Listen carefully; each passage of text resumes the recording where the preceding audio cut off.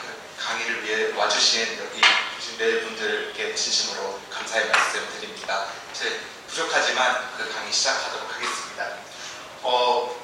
좀 오늘 제가 미리 양해 말씀을 구하면 제가 두 편을 띱니다.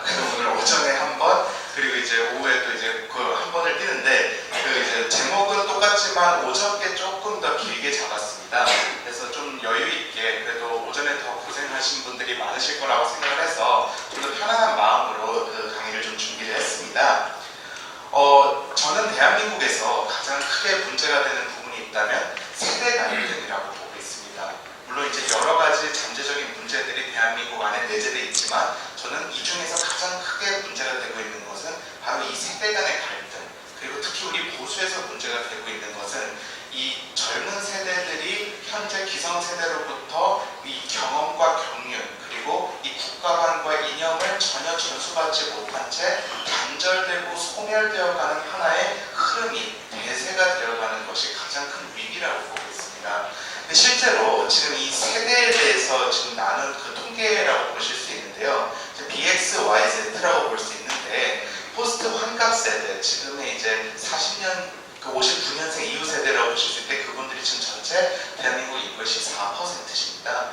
그리고 이제 소위 말해 4050 세대, 운동권 세대에 해당되시는 분들이 18%에 해당이 되고, 그리고 지금 2030을 포함해서 지금 10대까지 인구를 포함하면 총 43.9%, 거의 절반에 육박을 한다고 보실 수 있겠습니다. 실제로 이번 지방선거, 작년에 치러진 지방선거겠죠. 작년 젊은 유권자들 비율은 2030만 놓고 보았을 때 대략 한 35%, 전체 유권자 비율의 3분의 1을 살짝 넘는 수치라고 볼 수 있겠습니다. 제가 말씀드리고 싶은 거는 그만큼 젊은 유권자들의 비중과 비율이 우리가 어떻게 보면 평가적으로 하기 굉장히 힘든 하나의 세력으로 등장을 했고, 그리고 특히 우리 보수 진영에 있어서는 이 젊은 세대를 제대로 설득하고 우리의 품으로 끌어들이지 않고서는 지금 현재 보수의 미래를 어떻게 보면 장담할 수 없지 않는가, 이 부분에 대해서 말씀을 드리고 싶었습니다. 그리고 객관적으로 지금 이 인구 비율에서 43.9%에 해당되지만 여기 앉아 계시는 분들, 저를 포함해서 이 자리에 있는 분들 중에 이 인구 비율이 지금 대입했을 때 맞지 않다라는 부분도 우리가 확인해 볼 수 있는데요. 그런 부분에서 봤을 때 우리 정치권의 젊은 세대의 더욱 활발한 참여와 유도가 필요하지 않을까라는 그런 생각을 할 수 있다고 볼 수 있겠습니다. 그러면 일단 차세대에 대한 중요성 언제든 강조해도 지나침이 없겠지만, 일단 패러다임은 항상 변화하기 때문에 그 배경에 대해서 조금 몇 가지 짚어드리고 싶었습니다. 우선 첫 번째는 저는 2007년이 굉장히 중요한 대분기점이라고 보고 있습니다. 혹시 2007년에 어떤 그 사회적 변화가 있었는지 말씀을 해주실 수 있는 분 계실까요? 2007년입니다.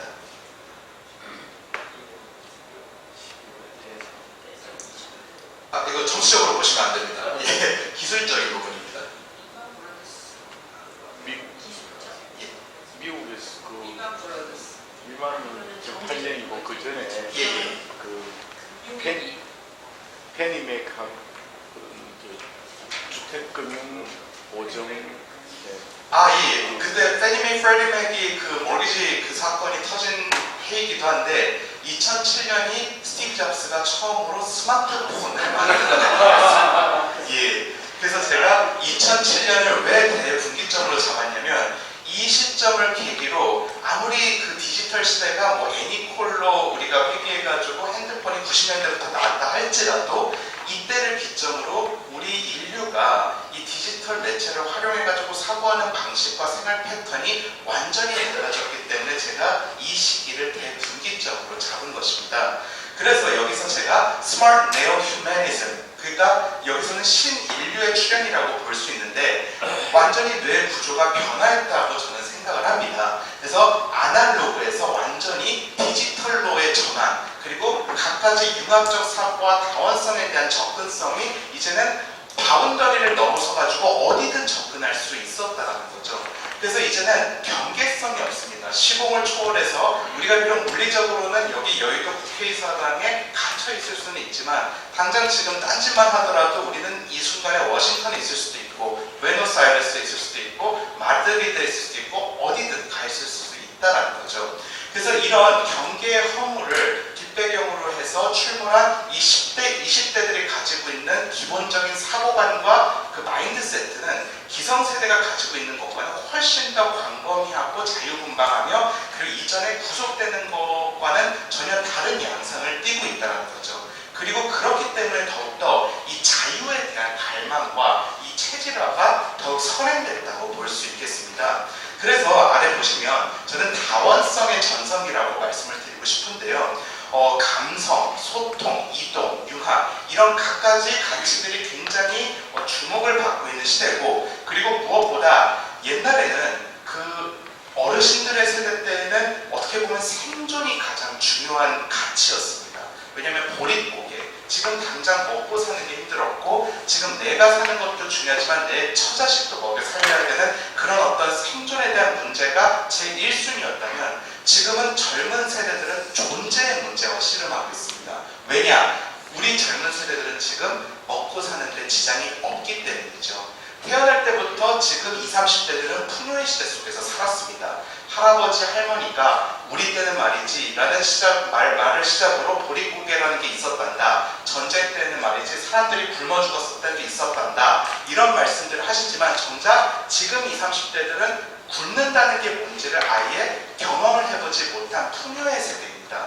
그리고 그 풍요의 세대의 특징 중에 하나가 뭐냐면 어떻게 보면 이런 생존에 대한 치열한 싸움을 해본 적이 없지만 이 생존을 넘어서 자기 존재에 대한 확인을 하고 싶어하는 그런 욕구, 좀 더 고차원적인 니즈는 더욱더 성장했다고 볼 수 있는 거죠. 그래서 경영학에서 보통 조직학을 배울 때 제일 먼저 나오는 이론 중에 하나가 그 매슬로우의 욕구라고 하지 않습니까? 그래서 그 매슬로우의 욕구에서 지금의 20, 30대는 일전에 우리가 그 배고픈 거, 그 기본적인 생리적인 욕구의 차원을 아예 그냥 건너뛰고 지금은 이제 내 존재의 확인, 내가 왜 태어났고 어떤 존재로 남기를 원하고 또 나는 어떤 사람으로 인정받고 기억되기를 원하는지 그런 부분에 대한 욕구가 굉장히 많다라는 거죠. 그리고 아까 제가 2007년 대분기점을 언급드렸는데 여기서 이제 사람들은 더욱더 많은 콘텐츠를 바탕으로 자기 자신을 타자와 비교할 수 있게 되었습니다. 옛날에는 오히려 디지털 매체가 없었을 때는요 사람이 자기를 비교할 수 있는 그 비교 집단들이 그렇게 많지 않았습니다. 그냥 물리적으로 그 주변에 있는 것만 놓고 비교를 할 수밖에 없던가 아니면 매체 자체가 발달되지 않았기 때문에 뭐 텔레비에서 채널 한 몇 개 안 되는 거에서 야 드라마에서는 저런 게 있던데 이런 식으로밖에 그 비교할 수 있는 기준들이 굉장히 제한돼 있었다는 거죠. 근데 지금은 스마트폰을 켰을 때 그게 유튜브든 페이스북이든 인스타그램이든 어떤 주제 하나만 딱 치더라도 우리가 비교할 수 있는 5만 가지 것들이 너무나 많다 보니까 이제는 개인 브랜딩을 하는 데 있어서도 우리가 받아들일 수 있고 그리고 그 적용할 수 있는 콘텐츠가 너무나 무궁무진하다는 겁니다. 그래서 그런 부분에 있어서 지금 젊은 세대들은 일단 첫째 너무나 재미가 많은 것들이 지금 넘쳐난다. 그렇기 때문에 정치가 재미가 없을 수밖에 없다라고 말씀을 드릴 수 있겠죠. 그리고 이 정치의 일상화, 아까 제가 지금 말씀드린 것과는 좀 모순될 수도 있는데 20, 30대들은 절대로 정치에 무관심하지는 않습니다. 이게 지금 어떻게 자기 모순으로 들릴 수 있을지 모르겠지만 20, 30대들은 굉장히 가치지향적입니다.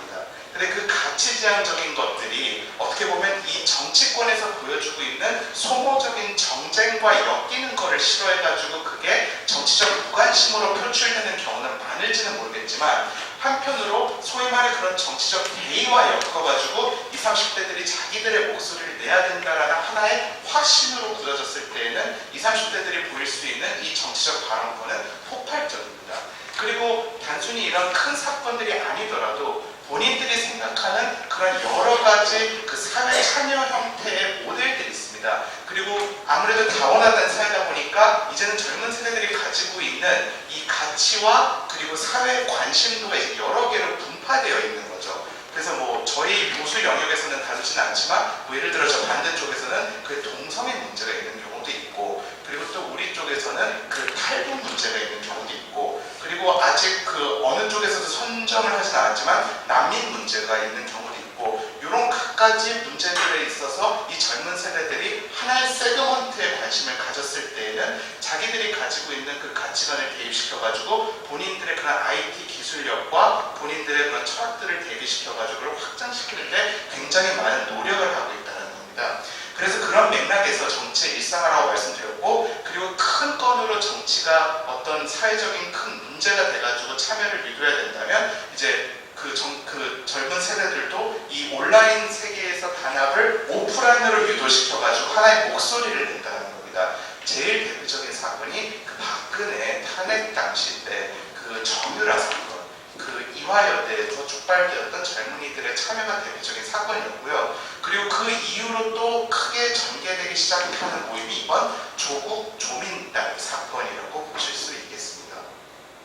그래서 지금은 그 젊은 세대들이 이 스마트폰을 바탕으로 이제 사고하는 체계가 굉장히 다원화됐다. 이 부분을 말씀드리고 싶고요. 또 그만큼 사회 문제를 해결할 수 있는 이 다양한 능력과 유연성에 대한 그 역량에 대한 그 욕구가 강화되었다고 볼 수 있겠습니다.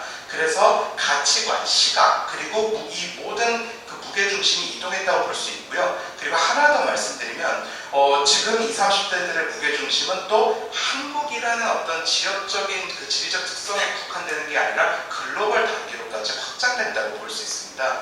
그래서 단순히 이 한국이라는 영역의 어떤 민족주의적 부분에 국한되지 않고 이거를 이제 미국, 일본, 중국, 그리고 뭐 유럽 이런 부분과 한국을 비교했을 때도 주눅들지 않은 그런 사고방식으로 딱 이렇게 맞짱 뜨려고 하는 그런 어떤 사고관을 가지고 있다고 볼 수 있고요. 그리고 어떻게 보면 이게 지금 여기 계시는 인생 선배님들께서 정말 피나게 노력하셨기 때문에 지금 젊은 애들이 미국을 부러워하지 않고 일본을 부러워하지 않으며 유럽을 가도 뭐 대한민국이 어때서 이런 태도를 보일 수 있지 않을까 저는 생각을 하고 있습니다.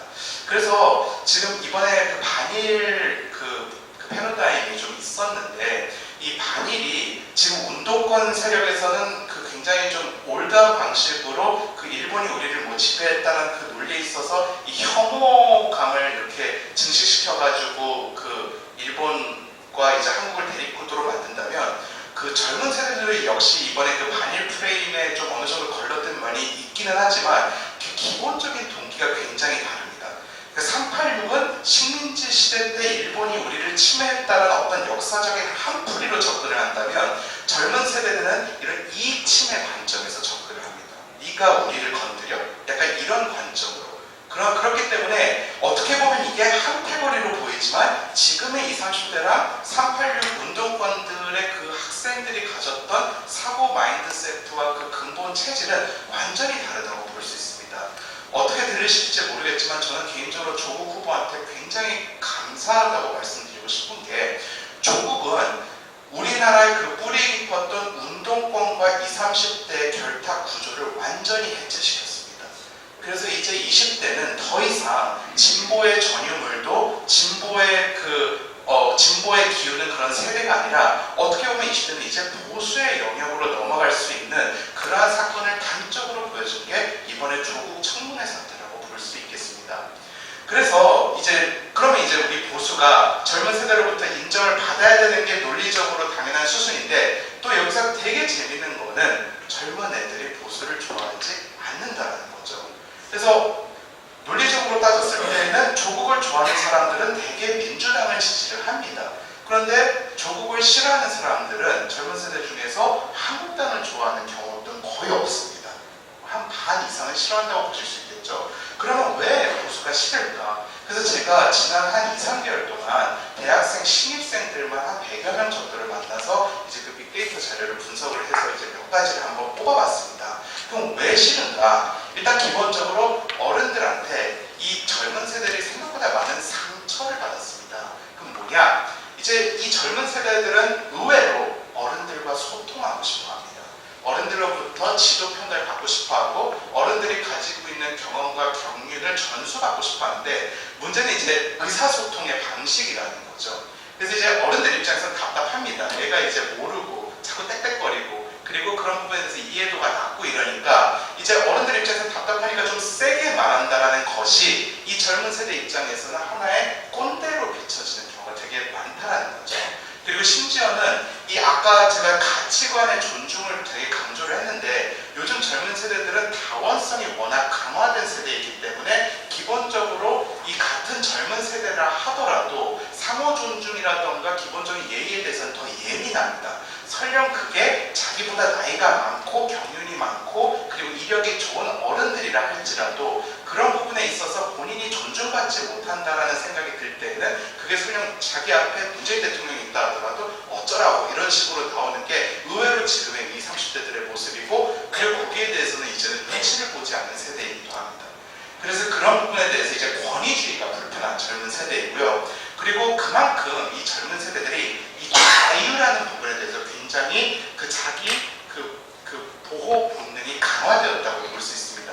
그래서 저는 한편으로 문재인 정권이 아무리 사회주의 내지는 심각하게 표현하면 공산주의 이거를 시도해도 이 젊은 세대들이 도저히 받아들일 수 없다라고 보는 게 이미 자유라는 DNA는 젊은 20, 30대 애들 그 온 삶의 체질화 되어버렸습니다. 그렇기 때문에 생각보다 대한민국의 소위 말해 어르신들의 표현을 빌려 얘기하는 그 적화 통일의 가능성은 거의 없다고 보셔도 무방합니다.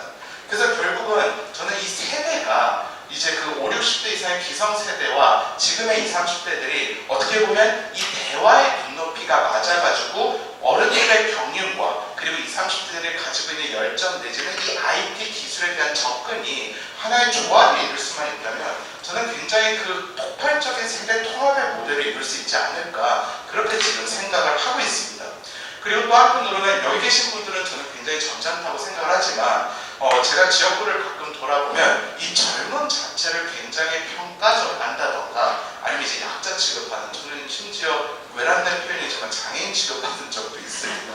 예, 그러니까 저희 여의도 연구원장님이 저한테 하소연하는 게 의원총회에서 본인이 반대 의견을 했는데 젊은 것이 싸가지 없게 무슨 그런 얘기를 하냐 이렇게 얘기를 했다는 겁니다. 그분이 47이신 걸로 아는데 그러면 제가 만약에 반대 얘기를 하면 얘가 말을 하네 이런 식으로 이제 대화가 돼버리니까 어떻게 보면 이 피드백이 이루어질 수 없는 그 문화가 어떻게 보면 우리 보수 중에 가장 큰 문제가 아닐까. 그래도 한선재단은 제가 항상 따뜻한 기억을 갖고 있는 게 여기 계신 분들은 대부분 지성인이십니다. 그리고 또 제가 지역구를 돌면서 느꼈던 거는 한선재단은 대한민국 상위 0.01%의 어르신들만 모아놨다라는 것을 제가 굉장히 뒤늦게 깨달았습니다. 그래서 그거는 또 이게 우리나라 보편의 그런 장유유서 문화와 결부되어 있다 보니까 어떻게 보면 또 일반의 보수 태극기 어르신들이랑 이 일반의 또 젊은이들이 대화하는 거는 또 상당히 큰 문화적 간극이 있다는 점 요거를 좀 짚어드리고 싶었고요. 근데 이제 저는 이거를 반드시 극복하지 않으면 우리 보수의 10년 후의 모습이 어떨지에 대해서 생각을 하면 할수록 암울하다고 볼 수밖에 없습니다. 그리고 생각보다 이 진보 진영, 소위 말해 좌파 진영 쪽에서는 이 젊은 세대들을 타겟하기 위한 이 전략들이 상당히 잘 진척이 되고 있습니다. 그래서 이 부분에 대해서도 우리가 이런 것들을 먼저 선점하지 않고서는 제가 볼 때 보수의 미래는 상당히 어두울 수밖에 없다. 그래서 이거는 단순히 내년 총선만의 문제가 아니라 우리가 장기적인 전략을 가지고 지금 기성세대가 가지고 있는 이 경륜, 경륜과 그 노하우를 젊음과 이어내가지고 하나의 레거시로 남기지 않고서는 보수의 미래를 논하기는 힘들다. 이렇게 말씀을 드리고 싶습니다. 그래서 제가 자유한국당에 들어온 지는 의외로 저는 오래되지 않았습니다. 저는 정당을 6개월 전에 처음 가입했습니다. 그 전까지는 항상 무당으로 존재를 했고 보수 성향이긴 했지만 정치에 있어서는 그렇게 깊이 개입하진 않았는데요. 자유한국당을 6개월 동안 경험하면서 느꼈던 거는 저는 정치에 대해서 아무것도 알지 못했구나라는 거였습니다.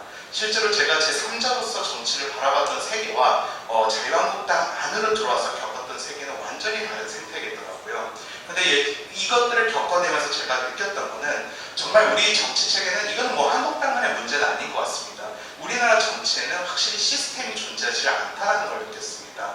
그래서 우연적으로 정치인이 된 사람들이 많다고 아까 아침을 먹을 때 말씀하셨는데 정말 체계적으로 인재 양성을 하고 그리고 후학을 어떻게 별도의 그 시스템을 거쳐가지고 그 정치 무대에 등장시킬 수 있는 그런 로드맵이 부재하다는 것을 좀 말씀드리고 싶었고요. 그리고 또 이런 시스템이 존재하지 않기 때문에 민주주의 사회에서 꼭 필요로 하는 다원성을 대표할 수 있는 혹은 그거를 대변할 수 있는 콘텐츠가 부재합니다. 보수의 가장 큰 문제는 뭐냐면 젊은 세대들을 감화시킬 수 있는 어떻게 보면 좀 감각 있는 콘텐츠가 존재하지 않다 보니까 우리는 조국에 대해서 너무나 객관적인 그 팩트들을 가지고 있음에도 불구하고 대국민 설득 부분에 있어서는 항상 저 반대 진영에 있어서 밀린다는 거죠. 그래서 이런 콘텐츠의 부재, 그리고 또 생태계의 부재는 이게 다 지금 연결되는 겁니다. 시스템 콘텐츠가 존재하지 않으니까 결국 생태계가 특정 연령대로 쏠릴 수밖에 없는 겁니다. 그리고 그게 쏠림으로 인해 가지고 결국 사고기 특정 연령대에 집중이 되다 보니까 결국 거기서 나온 아이디어와 그리고 사고방식이 결국 그 이하의 어떤 연령대들을 진입시키고 동기부여하는 데 있어서 근본적인 한계를 가질 수밖에 없다는 것. 그리고 지원의 부재도 분명히 있습니다. 제가 평균적으로 봤을 때 과거에는 어땠는지 모르겠지만 지금 일반적으로 좋은 대학교를 나와가지고 처음 직장을 얻는 시기가 남자애 같은 경우에는 보통 28에서 32살 사이입니다. 여자 같은 경우에는 25에서 28 사이라고 보시면 되는데 우리가 마크롱 하지 않습니까? 마크롱이 보통 40살 언저리에 그 대통령이 된 걸로 알고 있는데 마크롱을 탄생시키려면 적어도 30살 초반에 정치권에 데뷔를 시켜야 40 중반에 어떻게 대통령을 해보든 할 수 있을 거라고 보고 있습니다.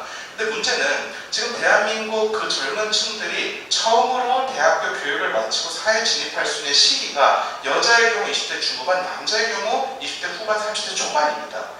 그러면 그런 부분에 있어서 얘네들이 일단 처음으로 생계를 해결할 수 있는 그 진입 시기 자체가 너무나 늦어지기 때문에 애초에 그러면 그런 부분을 해결해 주면서 얘네들이 정치권에 진입할 수 있는 그런 나름의 지원 체계가 있어야 되지 않을까. 그리고 얘네들을 직업적으로 확실하게 트레이닝을 시켜가지고 정말 국가관과 올바른 이념관으로 내가 정말 이 국가에 대한 사명과 소명의식을 가지고 정치를 하겠노라 하면서 이 정치권에 진입할 수 있도록 어떤 시니어들이 이런 부분에 있어서 지원을 해줄 필요가 있지 않을까라는 부분에 대한 생각을 해보았습니다. 그리고 이거는 제가 가장 크게 느꼈는데요. 순수성의 부재입니다. 물론 저는 자유한국당 내에 굉장히 좋은 청년들이 많이 있다고 생각하지만 또 한편으로는 이제 이 어른들의 나쁜 문화만을 골라서 배운 청년들도 적잖이 많이 있습니다. 그래서 생각보다 이 물리적으로는 20, 30대인데 사고방식은 60대를 능가하는 이 되게 변태적인 청년들도 분명히 당에 존재를 합니다. 이거는 어쩔 수 없는 불편한 진실입니다. 그렇다고 모두가 나쁜 사람들은 아니고요. 근데 문제는 뭐냐면 이게 결국은 그들 잘못이기보다는 이 모든 생태계가 그 사람들을 그렇게 타락시켰다는 거죠. 근데 그런 사람들이 청년이랍시고 정치권에 진입해서 또 청년을 대표하는 자리에 앉아버리면 우리나라 청년 정치의 생태계는 더더욱 되돌릴 수 없는 수준으로 오염될 수밖에 없다. 저는 그렇게 보고 싶습니다. 그리고 이제 마지막으로 소통의 부재인데 이건 아까 제가 여의도연구원 원장님 사례를 들어서 말씀드렸는데 지금 40살 후반대의 젊은 그것도 삼선 국회의원님도 의원총회에서 소신 발언을 하시면 아까 좀 적나라하게 표현을 들었지만 싸가지 없다 소리를 듣습니다. 그러면 오죽하면 30대 초반, 애초에 30대도 자유한국당에 한 분밖에 안 계시지만 그보다 젊은 분들이 혹은 초선이신 분들이 소신 발언을 한다는 거는 물리적으로 불가능하다고 볼 수밖에 없는 거겠죠. 그래서 이런 부재 생태계가 결국 우리 스스로 차세대 진입 자체를 예방하고 있는 것이 아닌가라는 생각을 해보고 싶습니다. 그래서 결국은 이 공천의 초점 역시 인적 자원의 혁신 그리고 젊은 세대를 위한 확장이 정답이다라고 말씀드리고 싶고요. 제가 배경을 좀 길게 말씀드린 이유는 저는 공천에 있어서 결정권자가 아니기 때문에 어떻게 보면 그 부분에 대해서 좀 짧게 말씀을 드리려고 했습니다. 일단 공천은 어쨌든 저희 당 지도부에서 결정을 하는 문제이고 그리고 또 이 공천이 진행되기 전에 저는 당내 개혁이 선행되지 않고서는 이 공천은 흥행될 수밖에 없다고 보기 때문에 이 부분에 대해서는 좀 말을 아끼고자 이제 생각했던 부분이 좀 있었고요. 그리고 저는 그 2030을 위한 이제 흥행하는 공천에 있어서 이제 제 스스로가 오디션을 통해서 이 정치권에 진입을 했기 때문에 그 부분에 좀 집중을 하면서 좀 말씀을 드리고 싶었습니다. 제가 여의도에 들어와서 가장 크게 느꼈던 거는 이 동네는 정말로 그 비효율적인 동네라는 걸 느꼈습니다. 무슨 소리냐? 저는 원래 그 벤처 사업가였습니다. 그러니까 사업을 하면서 가장 중요한 것은 효율이었고, 그리고 어떠한 코스트가 발생하면 안 되는 그런 이제 그 사고방식을 지녀야 됐었는데, 이 정치라는 영역은 어떻게 보면 굉장히 폐쇄적이고 밀실에서 모든 의사결정이 이루어지고, 그리고 경우에 따라서는 논리적이지도 않는 것들이 굉장히 많다는 걸 느꼈습니다. 근데 이번 그 공개 오디션은 물론 보완해야 될 점이 제 스스로도 많다고 생각을 하지만 그런 부분에 있어서 남다른 어떤 시도를 했다고 저는 생각을 하고 있고요. 그 배경으로는 첫째, 이제 디지털 매체가 지배하는 사회이기 때문에 이 공개 오디션을 통해서 국민들의 관심도를 고취시키기 위한 차원에서 이것이 필요하다고 봤고, 그리고 이제 온라인 연대, 이 온라인 연대를 바탕으로 이제 우리가 단순히 물리적으로 꼭 모여야 되는 것이 아니라 이 동원 정치를 넘어선 온라인 참여 정치로서의 전환을 꾀하는 21세기형 정치를 지향해야 된다고 저는 생각을 했습니다. 그리고 마지막으로는 팬덤 내지는 덕후 문화인데 실제로 좀 놀랍다고 생각하는 게 이 상황에서 저는 조국은 보수 진보의 진영 문제가 아니라 저는 상식의 문제라고 생각을 합니다. 이건 동의하지 않으신가요? 이건 제가 민주당을 지지한다 하더라도 이건 상식적으로 조국이 법무부 장관이 돼서는 안 된다라고 봐야 되는데, 이 여건 속에서도 조국 사랑의 피켓을 들고 송파구를 돌아다니는 분이 계십니다. 제가 오늘 조창원을 가는데 조국 사랑의 피켓을 들고 다니는 분이 3분이 계셨어요. 6시 반에. 예, 참 그분이 정치해야 된다고 생각하시는데, 예, 정말 그런 분들이 있는 걸 보면서 어떻게 보면 뭐 세뇌당했다라고 표현할 수도 있지만 이 팬덤과 덕후 문화가 굉장히 무섭습니다. 그러니까 기성세대 용어로 말하면 세뇌고 젊은 세대 용어로 말하면 팬덤입니다. 그래서 이런 부분에 있어서도 우리가 어떻게 하면 선점할 수 있을까 생각을 해봐야 된다고 봤는데요. 자유한국당이 공개 오디션을 실시를 했습니다. 어떻게 보면 우리나라 정당 역사상 최초로 시행했던 제도라고 볼 수 있는데요. 일단 기본적으로 뭐 흥행과 검증, 이 두 마리 토끼를 다 잡아야 되는 굉장히 그 어려운 과제라고 볼 수 있고, 그리고 이것이 실제로 성공했는가라는 물음이 많이 있습니다. 뭐 여기에 대해서 예 아니오라고 저한테 물어보시면 거기에 대해서는 답을 드릴 수 없는 게, 일단 이 부분에 대한 답은 현재 진행형이라고 말씀을 드리고 싶습니다. 왜냐하면 여기 공개 오디션에서 그 선출된 뭐 수많은 위원장님들께서 뭐 실제로 그 지역군에서 보이는 퍼포먼스가 다 다르신 것도 있고, 또 이분들이 실제 원내 진입해서 원내 진입을 한 것도 아니기 때문에 그 부분에 대해서는 제가 뭐라고 아직 말씀은 못 드릴 것 같습니다. 그렇지만 제가 여기서 좀 그 스와트 분석을 기점으로 좀 이제 이 오디션에 대한 그 분석을 좀 해보면요. 일단 확실히 강점은 있습니다. 이번 오디션을 토대로 굉장히 새로운 인재들이 많이 들어왔습니다. 현역 의원님들이 많이 떨어지셨고, 그리고 또 굉장히 투명한 과정을 통해서 라이브로 방송을 하기 때문에 이거는 뭐 어떻게 손쓸 도리가 없었던 거죠. 그리고 유튜브라는 그 최신 매체를 통해서 굉장히 트렌드에 맞게 그 후보들을 선발을 했다는 것과, 그리고 대중적으로도 이 실시간 카톡창으로 이 사람 좋아요 이렇게 나오면서 나름의 그 트렌드를 확인할 수 있다 보니까 이 대중적으로도 검증이 가능했다고 볼 수 있겠습니다. 근데 또 이 기회적인 측면에서도 자유한국당이 혁신, 새로움이라는 이미지를 선점할 수 있었고요.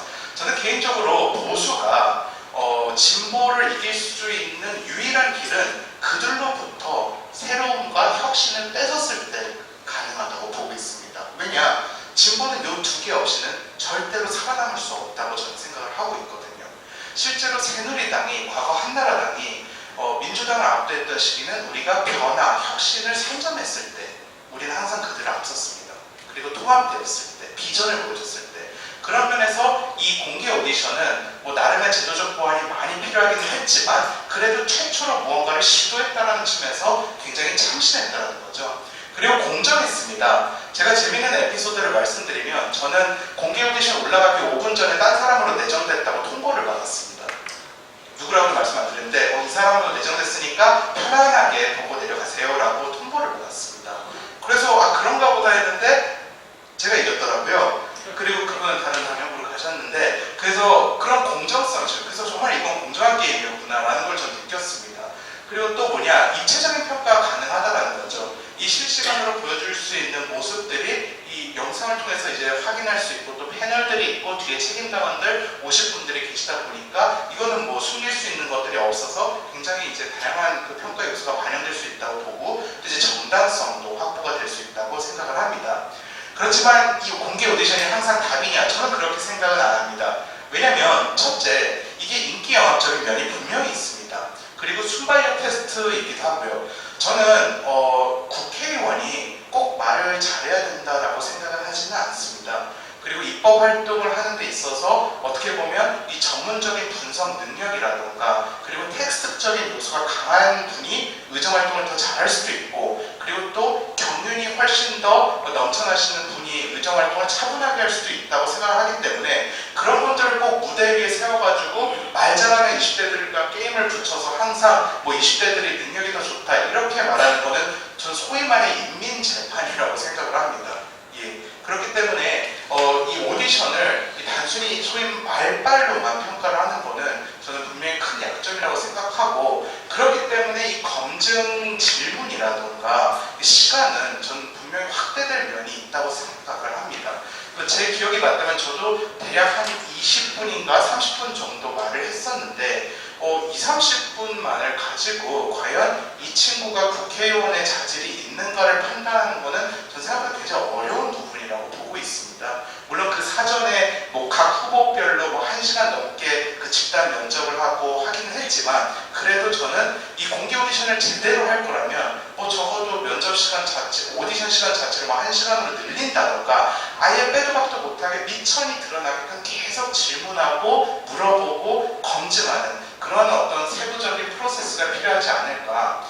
그리고 또 지역구 인재상이 반영되지 않았다는 점도 아쉬웠습니다. 그래서 뭐 저도 그 지역구 질문을 받긴 했지만 되게 그 원론적인 질문이 있잖아요. 지역구 수건 사업이 무엇입니까? 이건 뭐 전날에 강남을 쓰던 뭐 부산을 쓰던 어디를 쓰던 네이버로 그냥 검색하면 부산 서면의 지역구 수건 사업은 A구나 이거 알아낼 수 있잖아요. 그래서 그런 부분에 대해서 어떤 지역구 경험으로부터 우러나올 수 있는 그런 질문에 대한 답을 할 수 없는 그리고 확인하기는 힘든 그런 부분에 있어서 아쉬움은 분명히 있습니다. 그리고 또 이제 위협적인 요소는 뭐냐면 아까 말씀드렸지만 이 전문 인재가 의외로 평가절하를 당할 수 있다는 거. 특히 소위 말해 가방끈이 기신 그 전문 직종에 계신 분들이 의외로 달변가가 아닌 경우가 많이 계십니다. 그럼 그런 분들이 능력이 없냐? 그게 전혀 아니거든요. 언제까지 우리가 뭐 말만 잘하는 사람을 그 유능한 정치인이라고 봐야 되는가? 그건 저는 굉장히 큰 편견이라고 보기 때문에 이런 부분에 대해서는 전문 인재가 평가절하된다고 생각을 하고 있습니다. 그리고 또 학습 효과로 인한 공정성 해서 이걸 제가 좀 구체적으로 설명드리면 저희가 그 투표를 할 때요 앞에 패널이 그 60% 그 평가 점수가 반영되고 뒤에 그 50여 분의 책임당원이 40%가 반영이 됐습니다. 근데 저는 제일 먼저 했습니다. 그 순서가. 그러니까 저 같은 경우는 애초에 아무도 저조차도 어떤 방식으로 평가를 하는지를 몰랐기 때문에 그냥 했는데 이틀째, 3일째부터는 이거를 학습 효과가 있으니까 그새 또 이 책임당원들을 동원을 하기 시작을 하더라고요. 3일 후에 우리 누구누구가 공개 오디션 나오니까 찍어줘. 이런 식으로 이제 그 40%에 대한 디스토션이 일어나는 것 같다라고 이제 조광특위 의원님들이 말을 해주시더라고요. 그래서 이제 그런 부분에 대한 공정성 문제가 굉장히 문제가 되겠다라는 말씀을 저희가 전달받았습니다. 실제로 그 프로듀스 101이라고 요즘 젊은 세대로부터 굉장히 인기가 많은 공개 오디션 그 가수 선발 그 프로그램이 있는데 거기서도 지금 조작 그 의혹으로 인해서 굉장히 홍역을 치고 있습니다. 그래서 제가 볼 때는 이 흥행도 중요하지만 검증과 공정성이 담보되지 않는 오디션은 오히려 굉장히 큰 아킬레스건이 될 수 있다라고 보고 있습니다. 그래서 오디션 제도에서 무엇을 바꿔야 되냐? 그래서 제가 서든데스라고 했는데 저는 이걸 좀 다르게 표현하면 깊이 있는 평가가 반영이 돼야 된다. 그래서 이슈, 쟁점에 대해서 그냥 표면적으로 평가하는 게 아니라 정말 끝까지 얘가 제대로 알고 말하는 것인지 정말 얘가 제대로 된 국가관과 이념과 그리고 자기만의 정치적 소명과 사명의식을 갖고 있는 건지 그거를 정말 끝까지 파헤치는 서든데스 형식으로 우리가 좀 보완해야 되지 않을까라는 생각을 했고요. 그리고 지역에 대한 애정과 이해, 전문성, 이 지역에 대한 그 내용들을 좀 집중적으로 평가를 해서 정말 뭐 저 같은 경우에는 강남이 필요한 게 뭔가, 그리고 또 여기 박수영 대표님 같은 경우는 부산이 필요한 게 뭔가, 이런 부분에 대해서 좀 우리가 이 지역구 국회의원으로서 필요한 전문성과 지식에 대해서도 물어볼 수 있는 그런 시간이 있었으면 좋겠다는 생각입니다. 그리고 또 마지막으로는 후보자의 어떤 개인적인 삶에 대한 스토리, 그리고 자기가 어필할 수 있는 개인적인 어떤 매력, 이런 것들도 좀 설명하면 좋았을 텐데 지난 오디션에는 그런 얘기를 할 수 있는 게 전혀 없었습니다. 그러니까 그냥 질문에 답하는 형식이다 보니까 뭐 본인은 어떻게 삶을 살았고, 그리고 본인은 이런 삶을 살았기 때문에 정책에 대해서 이런 스탠스를 취한다라는 그런 어떤 유기적인 스토리가 그 말씀드리기 거의 불가능했다라는 거, 그런 측면에서 그 후보자 인간적인 매력도를 좀 강조했으면 좋겠다, 이런 거를 한번 생각을 해보았습니다. 그래서 이제 오디션 선발 진행 과정에 대한 이제 제안, 이런 것들을 좀 정리를 해봤는데요. 저는 5가지가 꼭 반영이 됐으면 좋겠습니다. 의외로 첫째는 이념성입니다. 이게 젊은이 입에서 이념이 나오니까 좀 적응이 안 되실 수도 있는데, 제가 부끄러운 말이지만 전 정치를 하기 이전에 이념에 대한 중요성을 되게 간과했던 것 같습니다. 오히려 그 이념이라는 게 밥 먹여주냐라는 굉장히 실용주의적 사고를 했던 그 사람 중에 한 명이었는데요. 이 정치에 들어오면서 이념이 올곧지 않은 상황에서는 실용도, 그 어떠한 행동도 정당화될 수 없다는 것은 저를 뼈저리게 느꼈습니다. 그리고 특히 어떤 특정 정당의 후보로 나온다면 자기가 정확히 어떤 이념을 지향하고 그 이념을 왜 수호하기를 원하며 그 이념에 대해서 자기는 어떤 삶을 살아냈는지에 대한 정확한 그 스토리가 있지 않고서는 저는 정치를 해서는 안 된다라는 제 나름의 확신을 얻게 됐습니다. 그것이 전제되고 나서는 자연스럽게 국가관입니다. 내가 꿈꾸는 대한민국의 모습은 무엇인가? 그것을 설명해낼 수 없다면 저는 정치인이 되면 안 된다라는 사고로 이제 귀결이 되겠습니다. 국회의원이 돼서 국민을 위해 봉사한다. 저는 그건 되게 상투적이라고 봅니다. 내가 꿈꾸는 대한민국의 명확한 비전과 비전과 그림이 제시되지 않고서는 저는 그 사람은 아무리 젊은 사람이고 장래가 촉망되다 하더라도 정치를 해서 설명을 못한다면 정치를 해서는 안 된다고 봅니다. 그래서 대한민국의 비전이 뭔가, 그리고 당신의 역사관은 무엇인가, 그리고 향후 미래 국가의 방향성, 당신이 가지고 있는 그 젊음이 어떻게 하면 우리 국가 발전에 이바지할 수 있는가, 이 부분에 대한 참신한 설명이 전제되어야 된다고 보고 있습니다. 그리고 또 우리 사회를 둘러싼 갖가지 경제, 외교, 사회, 문화, 이런 이슈들에 대해서 이 거시적인 사회 흐름을 파악하고 거기에 대한 문제 해결 능력을 가지고 있는지, 그리고 또 그 부분에 대해서 자기가 참신한 대안 제시, 대중 설득 능력을 가지고 있는지, 그런 부분에 대한 문제 해결 능력을 평가받았으면 좋겠고요. 그리고 지역구 전문성, 제가 이 두 단어를 좀 나눠서 말씀드렸지만, 지역구라 하면 이제 지역구 국회의원을 나오고 싶어하는 사람들은 지역구 중심의 질문을 좀 더 답해야 된다고 보았고, 비례대표로 나온다면 어떻게 보면 상징적인 존재 아닙니까? 여성일 수도 있고 청년일 수도 있고 아니면 특정 직업군일 수도 있고 내지는 특정 스토리의 소유자일 수도 있는데, 왜 당신이 여성을 대표해야 되는지, 왜 당신이 장애인을 대표해야 되는지, 그 부분에 대해서 확실하게 어필할 수 있는 자신만의 강점이 평가되어야 된다고 보고 있습니다. 그리고 마지막으로는 소통력입니다. 정치인에게 그 달변이 꼭 필수일 필요는 없겠지만 저는 그래도 굉장히 중요한 부분이라고 생각을 합니다. 어떻게 보면 한국당이 지금 국민적으로 인기가 없는 가장 큰 이유 중에 하나가 이 대중 설득력과 공감 능력의 부재로 인한 것이라고 보고 있습니다. 그래서 이런 부분에 있어서 국민들과의 눈높이를 최소한은 맞출 줄 알고, 또 거기에 대해서 센스 있고 신사적으로, 그리고 무엇보다 품격 있게 우리가 가지고 있는 가치와 국가적 비전과 그리고 정책에 대한 해법과 그리고 자신의 스토리를 전달할 수 있는 역량을 갖추었는지, 이 부분에 대한 전달 능력도 분명히 평가되어야 된다고 보고 있습니다. 그래서 이 오디션 선발 방식을 이제 5가지로 나눠가지고 좀 더 세분화시켜서 넣어야 되지 않을까, 그렇게 생각을 했고요. 그래서 이제 심사위원단이랑 패널은 제가 이제 공정성을 좀 강화한다는 측면에서 이제 그 5대 기준에 맞는 그 정당인을 배제한 그 최고의 그 전문인들을 중심으로 배치했으면 좋겠다라고 이제 적시를 했고, 패널 같은 경우에는 이제 200인을 선발을 해가지고 이 동원이 애초에 불가능하게, 그리고 학습 효과가 애초에 반영되지 못하게끔 이 당협이 전국에 한 200 몇십 개가 있다 보니까 거기에 이제 그 베이비 풀을 여러 개를 만들어 놔가지고 그때 딱 특정 그 오디션이 행해질 때 랜덤으로 뽑아서 이 오디션을 행할 수 있게끔, 그러니까 최대한 공정성을 확보할 수 있는 형식으로 오디션을 진행하면 좋지 않을까, 이런 방식을 한번 진행을 시켜봤습니다. 그래서 오디션 선발 절차를 간단하게 요약을 해보면, 그렇다고 또 국회의원 출마자 전체를 하기에는 물리적으로 한계가 있으니까 50인을 대상으로 해보는 게 어떨까. 그래서 핵심 지역구, 한국당의 경우는 강남 내지는 대구, 부산 이런 핵심 지역구 30개 내외를 이제 잡아내고 비례대표는 순번 30번 당선권 내까지 이렇게 하면 어떨까라는 생각을 해봤고요. 그 모집 공고에서 신청 전형으로 3, 5배수로 최소한의 영향을 파악을 해두고 이제 비공개 면접으로 또 2배수로 어느 정도 이제 그 최선의 퀄리티는 확보를 한 다음에 아까 이제 상기된 PPT에서 말씀드린 이 방식으로 지역구, 비례구를 구분해서 이제 그 선발하는 방식을 취하는 게 어떨까라는 생각을 해보았습니다. 그래서 제가 제일 싫어하는 게 시간 약속을 안 지키는 거라 이제 8시 반입니다. 그래서 여기까지가 제가 준비한 순서고요. 그 추가적으로 질문 있으면 나중에 또 받도록 하겠습니다. 그 부족한 강의 들어주셔서 감사합니다. 박주시장님 10분 정도. 네, 안녕하세요. 저는 바리산 시민회의 박주이고요.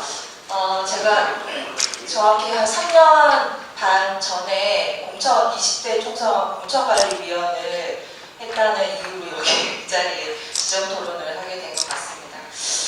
정원석 대표님 같은 분이 국회에 많이 진출하시는 게 우리 한국당의 상당히 발전 생각하는데, 이제 저는 공천 현장을 갔기 때문에 그럼 어떻게 이런 청년분들이 우리 공천 제도 하에서 들어가실 수 있는지에 대해서 좀 많이 검토를 했었어요. 과연 우리 제도상에서 그게 가능한가?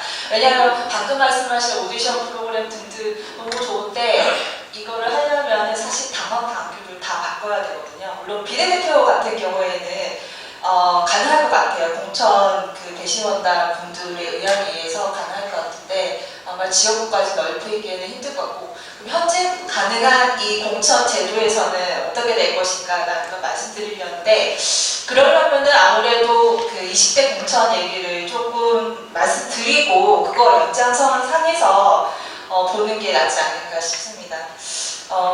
제가 20대 하면서 좀 젊은 나이에 공천관리위원을 했기 때문에 되게 좋은 경험이었지만 한편으로는 되게 힘든 경험이었어요. 아침에 눈 뜨고 그 위원회 회의 가는 것 자체도 좀 힘들었었고, 내부에서 논의되는 정말 말씀하신 정치 현장의 모습, 이제 국회의원님들 몇 분도 같이 참여하셨는데 설전을 벌이시는 동안에 나는 왜 여기 있는 건가라는 생각도 많이 했었거든요. 네, 그런 딜레이도 있었는데 사실 그때가 친박이랑 비박이랑 가장 이 갈등이 고조됐던 상황이고요. 누가 공천권을 지냐가 제일 중요했었던 거죠. 그래서 언론에서 공관위와 상관없이 이렇다더라 저렇다더라 이런 얘기가 나온다, 누구를 잘라내기 위해서 그 공천부를 만들었다더라 이런 얘기가 정말 많이 나왔었어요. 근데 내부적으로는 그렇게까지 이렇게 심하게 갈등이 있진 않았었고요. 근데 어쨌든 공천이라는 거는 이때까지 공천 역사 자체가 개파 갈등이었습니다. 왜 개파 갈등이냐? 사람이 하는 거기 때문에, 사람이 어떤 기준 없이 누군가 권력자가 자의적인 기준에서 공천을 할 때 문제가 생기는 거죠.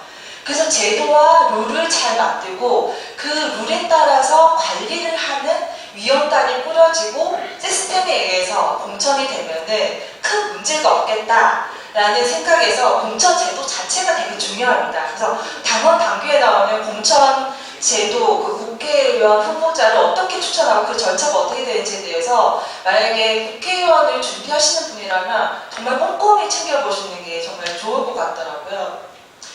그 20대 총선 때 정말 많은 게 바뀌었거든요. 이번에도 마찬가지로 같이 적용이 되겠지만 상향식 공천제라는 걸 시작했잖아요. 그러니까 거의 100% 국민 여론 경선을 통해서 하는 거. 그러니까 위에서 그냥 하향식 공천으로 이 지역구에 누구, 저 지역구 누구 이렇게 하는 게 아니고 국민들의 여론조사를 통해서 한다라고 했었던 거죠. 근데 그 여론조사가 뭐냐?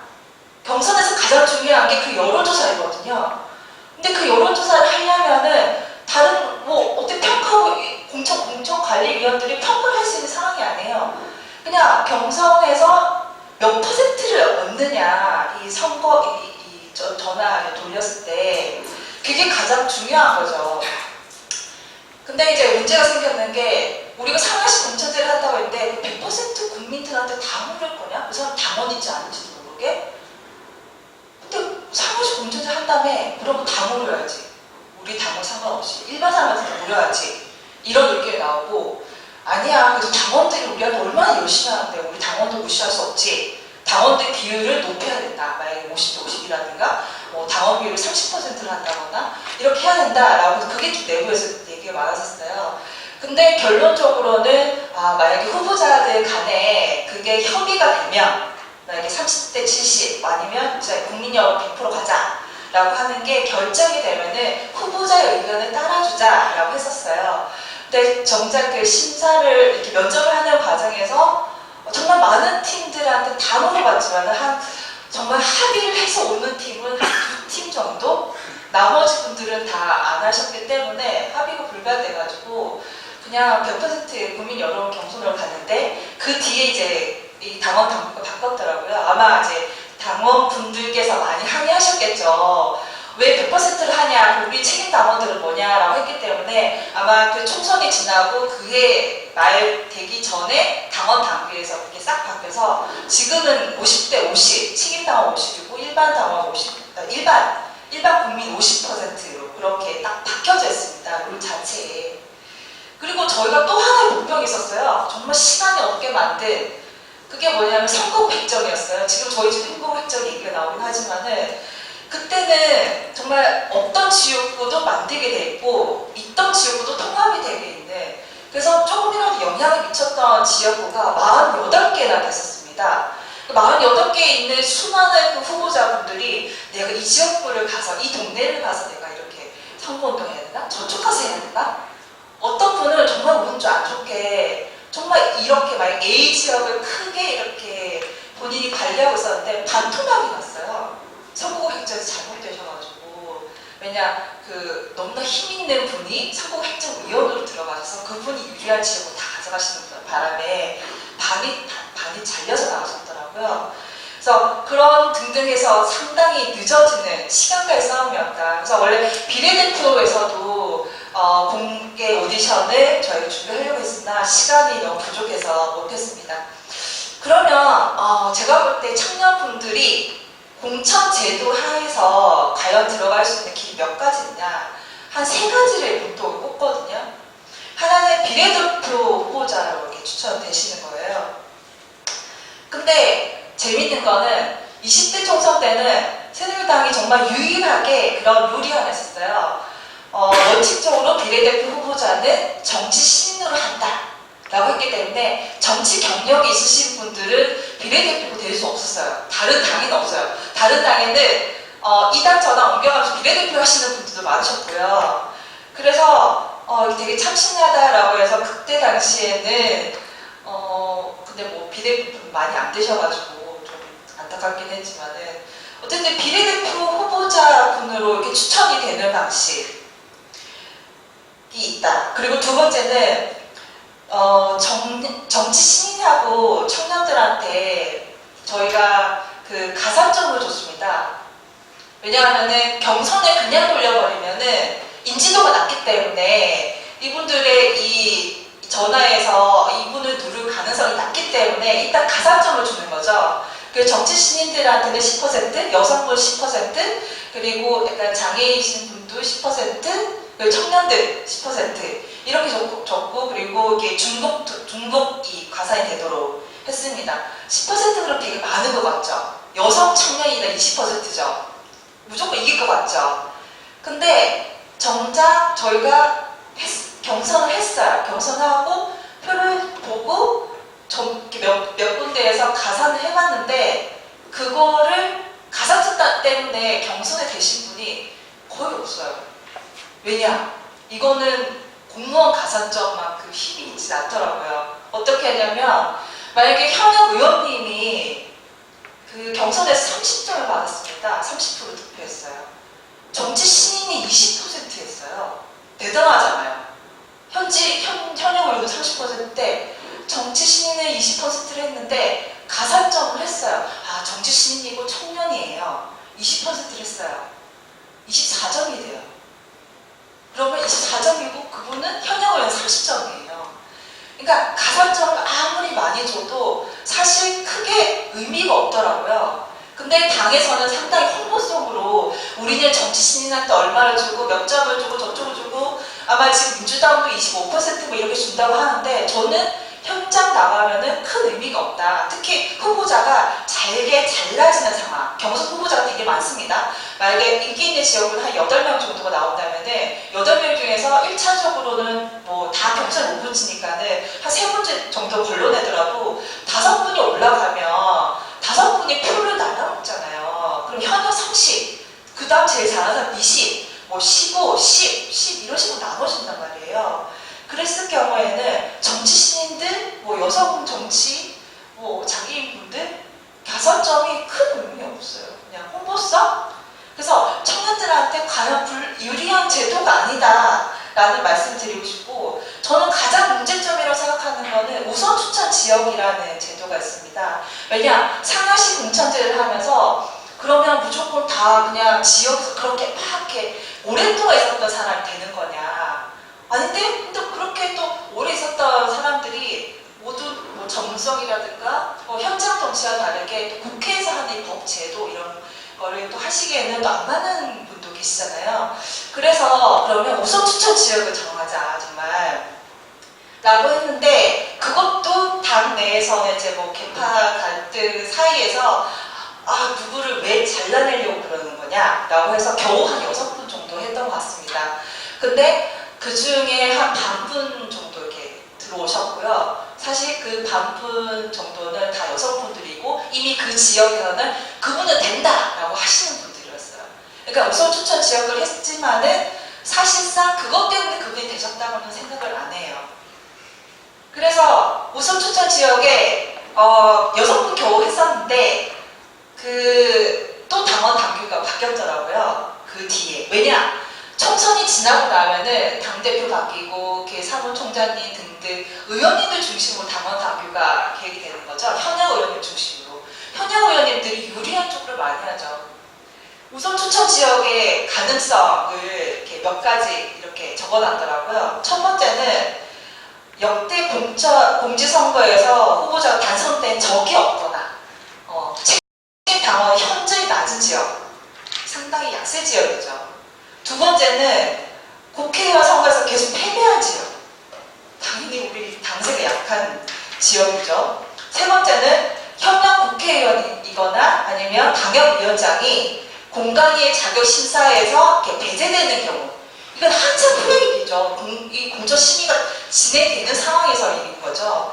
근데 그 현역의 자리에서 그분이 안 나오신다. 내가 배제됐다. 당연히 무소속으로 나오죠. 무소속으로 나오면 어떤 분은 우선 추천 지역에 이렇게 내려도 현역 의원들 열심히 버티었으니까 그분이 될 가능성이 높아요. 지금 현재 들어오신 분들도 그런 분 계시고요. 이것도 가능성이 없다. 네 번째는 여론조사 결과 등에서 지금 공천 신청자가 경쟁력이 너무 낮은 곳. 아니 저희 한국당의 그 후보 오시는 분들이 그렇게 낮으신 분도 없잖아요, 사실. 이게 또 가능성이 없어요. 그러니까 우선 추천 지역 자체도 가능성이 없다라고 봅니다. 그러니까 지금 말씀드린 이 세 가지 파트, 사실 비례대표 후보자 추천도 마찬가지입니다. 왜냐, 당의 이미지를 생각해야 된다, 아니면 직역단체, 어디 협회 장, 의사, 약사, 직역권에 대한 분들을 이렇게 모셔야 된다는 얘기가 많기 때문에 특히 남성의 경우에는 제가 우스갯소리로 얘기해요. 그 주변에서 비례대표 어떻게 얘기 나오시고 이러면은 사실 남성분이 비례대표 나오시려면 성전환 수술해야 될 것 같은데 그럴 정도로 되게 힘듭니다. 그래서 비례대표도 저는 가능성이 없다.